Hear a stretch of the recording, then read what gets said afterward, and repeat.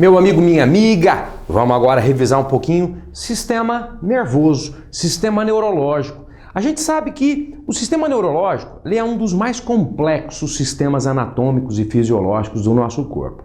Mas a gente tem que entender, moçada, quando a gente fala, vou tratar de um paciente com AVC, vou tratar de um paciente com traumatismo crânioencefálico, nós precisamos entender um pouquinho de anatomia e fisiologia do sistema neurológico para que a gente possa realmente atender aquele paciente de uma forma correta. E, obviamente, que não só atender, o nosso foco aqui é concurso público, então nós temos que pensar que para eu analisar as questões de urgência e emergência no que tange ao sistema neurológico, né, as questões de clínica e etc e tal, eu preciso ter uma noção, saber um pouco de anatomia e fisiologia para que eu possa fazer uma análise crítica, analisar estas questões. Então, muito importante essa aula sobre sistema nervoso. E já para a gente começar, antes da gente falar um pouquinho da divisão do sistema neurológico, eu queria falar um pouquinho da anatomia externa, que também faz parte desse complexo anatômico aí, que é o sistema neurológico. Só que, obviamente, por se tratar de osso, né, faz parte, né, são ossos chatos, né, que fazem parte do sistema osteomuscular ou do sistema ósseo anatômico, do sistema ósseo. Mas que eu acho importante a gente falar, porque quando a gente fala de TCE, por exemplo, o paciente teve um TCE parietal, o paciente teve um TCE occipital, a gente está falando também de uma possível lesão, fratura óssea. Então é importante conhecer isso daí também, né? Lembrando que o crânio ele tem como função a proteção do sistema neurológico, a proteção do encéfalo, e já nós vamos falar o que é o encéfalo, tá? E ele é formado pelos ossos, por ossos que nós chamamos de ossos ímpares e ossos pares. Ossos ímpares são os ossos que é único, que ele não tem direito e esquerdo. Por exemplo, o osso frontal, como nós podemos ver aqui nessa imagem, tá? Ele é um osso ímpar, ou seja, nós temos um osso frontal só. Posteriormente, outro osso que é ímpar é o osso occipital, tá? O osso occipital. Então nós temos na frente aqui na testa o osso frontal, na nuca o osso occipital. Na parte superior do crânio, nós temos dois ossos pares, que são chamados ossos parietais. Ossos parietais. E no lado, né, formando o que a gente conhece como fonte, né, a fonte, os antigos chamavam isso de fonte, são os ossos temporais. Temporal esquerdo, temporal direito. Então estes são os ossos muito importantes da gente lembrar, os ossos que protegem o encéfalo, os ossos que formam o crânio. Abaixo desses ossos nós temos as meninges. Função das meninges. Elas têm como função também a proteção do encéfalo e fazer com que haja um deslizamento, fazer com que o cérebro, o encéfalo, ele possa ter um movimento dentro da caixa craniana, né? O que é muito importante. Mexemos a cabeça assim, obviamente que o nosso cérebro ele também tem que ter um movimento, tá? Então as meninges são 3 meninges, tá? Aqui a gente vê um corte transversal, né? Num panorama craniano, né? Numa visão craniana. Essa partezinha aqui já é o osso do crânio. Essa parte bege aqui já é a primeira meninge. Qual que é a primeira meninge? A meninge mais externa é a dura mater. A dura mater, ela fica grudada lá no osso do crânio. Grudada no osso do crânio. Então, a primeira meninge, dura mater. Abaixo da dura mater, nós temos a aracnoide. E abaixo da aracnoide, grudado no telencéfalo ali, em todo o encéfalo, porque na verdade as meninges, elas recobrem não só o encéfalo, mas também a medula espinhal, tá? Então, mais internamente, recobrindo o encéfalo e posteriormente a medula espinhal, nós temos a pia mater, tá? Então, dura mater, aracnoide e pia mater. Dura mater, aracnoide e pia mater. Aqui, ó. O osso, a dura mater, a aracnoide e a pia mater. Tá bom? Beleza? Continuando aqui então, a nossa revisão. No meio dessas meninges, nós temos, eu disse que uma das funções das meninges é fazer com que o cérebro possa ter movimento. E no meio das meninges, nós temos um líquido, que é um líquido chamado de líquor céfalo-raquidiano, tá? Que permite essa movimentação e ao mesmo tempo ele acaba nutrindo, né? Nutrindo todas aquelas regiões, né? Todo o sistema neurológico também passa líquor céfalo-raquidiano, que tem uma importância muito grande. É um líquido claro, com pequena quantidade de proteína, potássio, glicose e cloreto de sódio. Muito importante lembrar, e eu coloquei aqui, que o líquor não é um meio estático. Nós produzimos por dia em torno de 430 a 450 ml de líquor por dia. Todo o nosso líquor, ele é trocado a cada 7, 8 horas, em torno de cada 7 horas, todo o nosso líquor é trocado. Muito importante, nós quando fazemos aí uma avaliação hídrica no paciente, nós muitas vezes não calculamos.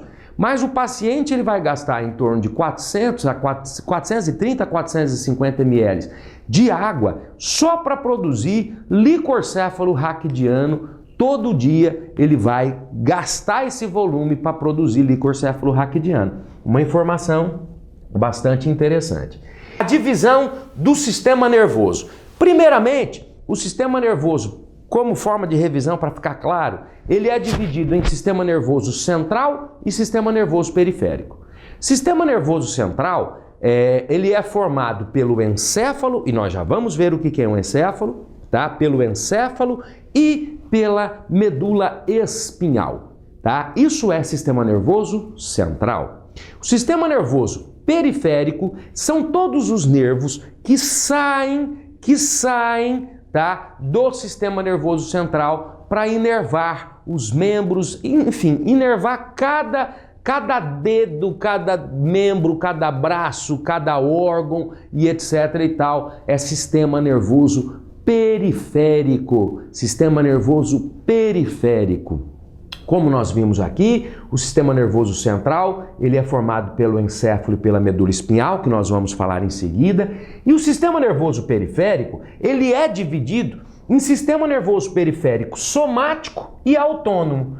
E o autônomo, ele é dividido em simpático e parasimpático. Vamos ver essas divisões aqui para ficar claro na nossa cabeça. O sistema nervoso somático, ele gera ações motoras voluntárias, resultantes da contração de músculos esqueléticos. Então, o sistema nervoso periférico, sistema nervoso periférico somático, é aquele que liga, por exemplo, os seus braços. Tá? O que está fazendo os meus braços aqui se movimentar obviamente, o sistema nervoso periférico somático. Obviamente que existe uma ação central, existe uma ação do sistema nervoso central, essa ação está partindo para os nervos raquidianos, que inervam lá o sistema nervoso somático e estão chegando aqui nos meus braços, fazendo com que haja esse movimento. Então, quando você pensar em sistema nervoso periférico somático, lembra em músculo estriado, em músculo esquelético, tá? Lembra na movimentação de um braço, na movimentação de um dedo, na movimentação de uma perna, tá? Somático. Já o sistema nervoso periférico autônomo é a parte do sistema nervoso que está relacionado com o controle da vida vegetativa. Ou seja, ele controla, por exemplo, a respiração, o batimento cardíaco, a circulação de sangue, o controle da temperatura, a digestão. Você não precisa pensar para você respirar, você não precisa pensar para você o teu coração bater, você não precisa pensar para o teu intestino digerir um alimento. Então isso acontece, obviamente, por ação do sistema nervoso periférico autônomo. Ele tem autonomia. Você não precisa ter vontade do seu coração bater. O seu coração bate de forma autônoma. Por quê? Porque ele é gerenciado, ele é inervado por um nervo que pertence ao sistema nervoso periférico autônomo e não o sistema nervoso periférico somático. E aí nós vimos que o sistema nervoso autônomo ele pode ser dividido em simpático e parasimpático. Para a gente poder lembrar de uma coisa assim bem rapidinho, eu lembro o seguinte, o sistema nervoso autônomo simpático é aquele que ativa. O parasimpático é aquele que relaxa. Pensa nisso. O sistema nervoso autônomo simpático ativa. O sistema nervoso parasimpático relaxa. Lembra disso que você vai lembrar de tudo isso daqui. Olha lá, o simpático, ele estimula ações que mobilizam energia, permitindo ao organismo responder à situação de estresse. O sistema simpático é responsável pela aceleração do batimento cardíaco, pelo aumento da pressão arterial, pelo aumento da concentração de açúcar no sangue, pela ativação do metabolismo geral do corpo, tá? Já o sistema parasimpático, ele estimula principalmente atividades relaxantes. Parasimpático, relaxantes. Simpático, tá? Estímulo, não relaxante, estímulo, tá? O simpático estimula, o parasimpático relaxa. O simpático, nós pensamos na noradrenalina, na adrenalina que estimula. O parasimpático, nós pensamos na acetilcolina que relaxa, tá? E o que ele causa? As reduções de ritmo cardíaco, redução da pressão arterial, tá? O parasimpático ele tem ação vasodilatadora mediante a liberação de acetilcolina. Moçada, então aqui fazendo aqui voltando e fazendo uma conclusão da divisão do sistema nervoso é dividido em central e periférico. O sistema nervoso central, ele é dividido no encéfalo e na medula espinhal, que nós vamos falar daqui a pouco. O sistema nervoso periférico, ele é dividido em somático e em autônomo. O somático são aqueles nervos que inervam a musculatura estriada. Levanta a mão, levanta o braço e assim por diante. O autônomo é aquele que cuida da vida vegetativa. Faz o coração bater, respirar e assim por diante, a digestão. E o autônomo ele é dividido ainda em simpático e parasimpático. O simpático estimula, o parasimpático relaxa. Pronto, você entendeu isso, essa divisão do sistema nervoso? Cara, já está fantástico isso daí. E aí nós vamos partir agora para a divisão do sistema nervoso central, que eu falei anteriormente, que é dividido em encéfalo e em medula espinhal. Lembrando, medula espinhal, jamais medula óssea. Medula óssea é aquele conteúdo que tem no meio do osso que é responsável pela produção das células do sangue. Tá bom? Existe diferença entre cérebro e encéfalo? Muito importante lembrarmos disso. A gente dizia há um tempo atrás, o paciente teve um acidente vascular cerebral. Hoje nós dizemos que o paciente teve um acidente vascular encefálico. Por que houve essa correção? Porque o encéfalo ele é maior do que o cérebro. O cérebro, na verdade, é o que nós chamamos, é uma parte do encéfalo. É o que nós chamamos de telencéfalo, que são os hemisférios cerebrais. Mas o encéfalo, como nós vamos ver daqui a pouquinho, ele é maior. O encéfalo engloba o cérebro.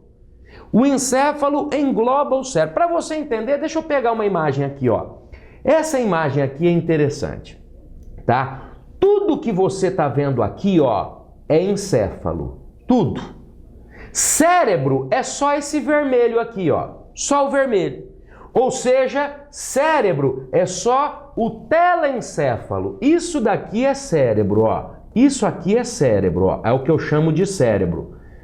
Isso aqui, ó, é o cérebro, que é o telencéfalo. Já tudo isso daqui é encéfalo. Ó, aqui tem o telencéfalo, aqui tem o diencéfalo, que é formado por tálamo e hipotálamo. Aqui tem o tronco encefálico, que é formado por mesencéfalo, bulbo e ponte. E aqui tem o cerebelo, que obviamente é formado pelo cerebelo, tá? Então tudo isso daqui é encéfalo. Tudo é encéfalo. E só esse vermelho que é o que nós chamamos de cérebro. Cérebro. Então, a essa resposta, existe diferença entre cérebro e encéfalo? A resposta é sim, existe diferença. Na verdade, o cérebro faz parte do encéfalo. Beleza? Voltando então aqui na divisão do encéfalo, o encéfalo ele é dividido em cérebro, ou seja, telencéfalo, diencéfalo, tronco encefálico e cerebelo. Essa é a divisão do encéfalo. 80% do encéfalo é formado pelo telencéfalo, que são os hemisférios cerebrais. Professor, eu preciso saber a divisão de cada coisa? Olha como é que é interessante aqui, deixa eu falar isso antes. O telencéfalo é dividido em hemisférios esquerdo e direito. Ele tem um comando contralateral pelo cruzamento de nervos que nós temos aqui, né, na saída do sistema nervoso central. Então nós temos ali um cruzamento de nervo, por isso que o hemisfério esquerdo ele responde pelo hemicorpo direito e o hemisfério direito responde pelo hemicorpo esquerdo, tá? A partir dos nervos raquidianos. Por isso que na verdade eu tenho que lembrar, quem cuida do seu olho esquerdo é o hemisfério esquerdo. Por quê? Porque o cruzamento de nervo ele está aqui embaixo. Ele está aqui embaixo. Então os nervos que nós vamos ver mais à frente, os nervos chamados de nervos cranianos, eles não têm hemisfério contralateral, tá? Existe um hemisfério dominante, por exemplo, eu sou destro, então o meu hemisfério dominante é o hemisfério esquerdo, tá? E as funções são diferentes. E aqui existe uma divisão para que a gente possa conhecer um pouquinho. Eu não tenho que saber exatamente qual é a função, onde cada situação, de qual lobo que é processada a informação, mas é muito interessante. Para eu fazer uma prova e principalmente para eu trabalhar, por exemplo, num pronto-socorro, é muito interessante que eu tenha uma noção de qual é a função de cada lobo. Por quê? Porque, na verdade, se eu pego um paciente lá, por exemplo, o cara ele teve uma colisão e ele bateu a testa no poste e ele tem um TCE frontal, eu tenho que saber quais são os sinais que podem aparecer naquele paciente que pode me sugestionar uma lesão em parênquima encefálico. E aí eu tenho que lembrar o seguinte, ó, que aqui o que a gente vê laranja, como está aqui, que é o chamado lobo frontal, ele é responsável pelas emoções, ele é responsável pelos pensamentos. Um exemplo que eu dou em relação a isso, na história da psiquiatria, existe né, dentro desse conceito histórico, o cara quando ele era oligofrênico há muitos anos atrás, eles faziam o quê? Eles abriam a cabeça do cara e faziam uma lobectomia frontal, retiravam o lobo frontal do cara. É óbvio que o cara já não era muito certo das ideias, já não tinha um 5 arqueiro completo na cabeça, tá? De repente você arranca o lobo inteiro, piorava, né? Só que o que acontece? Nós sabemos que o paciente, ele teve, por exemplo, um TCE frontal, ele pode chegar num pronto-socorro, numa unidade de tratamento, com confusão em relação às suas emoções, com confusão em relação aos seus pensamentos, tá? Então, muito importante saber. Aqui, de azulzinho, nós vemos o lobo parietal. O lobo parietal, ele responde por grande parte das sensações. Sensação de dor, né? É no lobo parietal. Vários tipos de sensações. O raciocínio lógico-matemático, né? É no lobo parietal. A sensação térmica é no lobo parietal, né? Então, muito importante saber. O lobo temporal, que é esse rosinha aqui, ele é responsável, tá? Pela audição, ele é responsável aqui na área de Broca também pela fala, muito importante. E o lobo occipital, ele é responsável principalmente pelo processamento visual. Então, por que o cara ele recebeu uma pancada na nuca aqui? A primeira coisa que acontece é escurecer as vistas do paciente.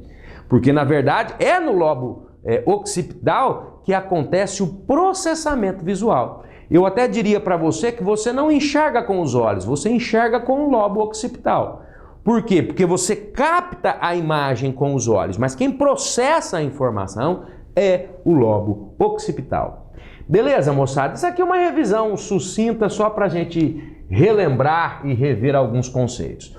O diencéfalo, então, como eu falei, ele é formado pelo tálamo e hipotálamo. Eu vou falando para não ir lendo para não ficar chato. O tálamo, ele é um agente integrador. Ele faz o quê? Ele recebe informações do seu corpo e passa para a região certa do cérebro. É ele que faz o direcionamento. Olha lá, ó, ele recebe informações sensoriais do corpo e passa para o córtex cerebral. Então, uma sensação térmica, ele vai passar exatamente para o lobo parietal responsável. Então, ele é um sensor dentro dentro desse sistema, dentro do encéfalo, ele é um sensor. É ele que faz a interação. Então ele recebe uma informação que passa pelo tálamo e ele joga essa informação para a parte correta do seu encéfalo, a parte correta do córtex cerebral.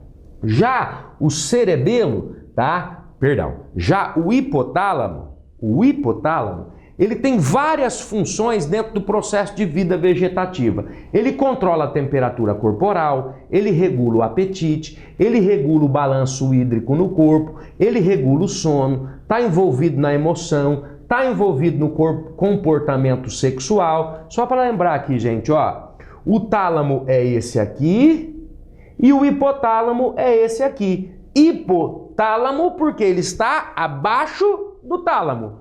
Tálamo, hipotálamo, tá bom? Então, como função, o hipotálamo tem tudo isso daqui. Regula o balanço de água no corpo. Por exemplo, eu gosto de dar o exemplo para ficar claro. Você comeu uma feijoada muito salgada. Você passa a tarde inteira sentindo sede. Quem faz você sentir sede? O hipotálamo. O hipotálamo identifica a hipernatremia, ou seja, o aumento. Lembrando, nós temos uma concentração percentual de 0,9% de cloreto de sódio no nosso sangue, que é a mesma concentração do soro fisiológico. A partir do momento que você comeu algo salgado, o teu intestino vai absorver esse sal, o hipotálamo vai identificar a hipernatremia, ou seja, o aumento na concentração de sódio. Fazendo você sentir sede, você vai beber água, vai aumentar a tua volemia, para quê? Para diluir essa hipernatremia. É por isso, por exemplo, fazendo uma observação, que um paciente com insuficiência cardíaca congestiva não pode comer comida salgada, tem que ter uma dieta hipossódica. Por quê? Porque se ele come uma comida salgada, ele vai sentir sede, vai beber água, vai aumentar a volemia. Se o coração dele já não está aguentando um volume de sangue pequeno, imagina um volume de sangue grande. Tá? Aumentar essa volemia, essa hipervolemia. Obviamente que o coração do bicho vai falhar, vai dar edema agudo de pulmão e ele pode muitas vezes abraçar a jaca, como nós dizemos, né? Abotoar o paletó de madeira, tá bom? Então não pode, beleza? Tranquilo? Continuando aqui então. O tronco encefálico, ele é formado pelo mesencéfalo, ponte e bulbo, sendo que o mesencéfalo, ele atua também no processo de visão, audição, movimento dos olhos e o movimento do corpo. Lembrando, gente, lembrando que nada é tão exato, nada é tão matemático, né? Eu não posso dizer que essa área ela só faz isso ou que isso é só feito nessa área. Eu falei que quem processa a visão é o lobo occipital, mas eu já vi que o mesencéfalo ele tem uma função também nesse processamento visual. Então eu não posso pensar em anatomia, em fisiologia como uma ciência extremamente exata, né? Eu não posso pensar que tal coisa só faz isso. Não, tal coisa não faz só isso. O mesencéfalo ele age na visão, ele age na audição, ele age no movimento dos olhos, ele age no movimento do corpo. A ponte, ela participa de atividades do bulbo, ela interfere no controle da respiração, é um centro de transmissão de impulsos para o cerebelo, muito importante, tá? Passa fibras nervosas que ligam o cérebro à medula, ligam o cérebro ou o encéfalo à medula, passa pela ponte, por isso que o nome é ponte. Ele liga o encéfalo à medula espinhal, por isso que o nome dele é ponte, tá? E o bulbo recebe informações de vários órgãos do corpo, controla funções autônomas da chamada vida vegetativa, por exemplo, batimento cardíaco, respiração, pressão do sangue, reflexo de salivação, de tosse, de espirro, do ato de engolir e assim por diante, também é função do bulbo, que faz parte do tronco encefálico, que faz parte do encéfalo. E o cerebelo, né, terminando aí essa divisão do encéfalo, o cerebelo é esse senhor aqui. O cerebelo, ele também é formado por dois hemisférios, então eu tenho o cerebelo esquerdo e o cerebelo direito, lembrando que não é contralateral, ou seja, o cerebelo esquerdo ele atua no hemicorpo esquerdo e o cerebelo direito ele atua no hemicorpo direito, tá? Então, muito importante lembrar disso, é uma informação bastante interessante. Uma vez eu fiz uma questão para um concurso público, onde eu disse o seguinte, que o paciente teve um TCE e ele teve um sangramento, um sangramento intraparenquimatoso no hemisfério esquerdo e uma lesão de cerebelo esquerdo. E aí eu perguntava onde que ia ser a sequela desse paciente.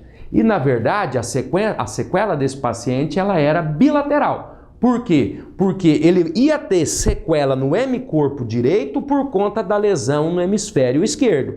E ele ia ter sequela no hemicorpo esquerdo por conta da lesão do hemisfério esquerdo do cerebelo, tá? Então, assim, só para lembrar, só para contextualizar em relação a concurso público, que é um conteúdo importante. Funções do cerebelo: coordena movimentos. Quando você pensar em cerebelo, pensa em tônus muscular e equilíbrio. Tônus muscular e equilíbrio. Eu nem vou ler isso aqui. Lê aí depois, marca o que você achar que tem que marcar, mas o tio vai resumir para vocês. Pensou em cerebelo, pensou em tônus muscular e equilíbrio. Pronto. Sabendo disso, tá beleza. A medula espinhal, né? A medula espinhal, ela tem o formato de um cordão de aproximadamente 40 centímetros de comprimento.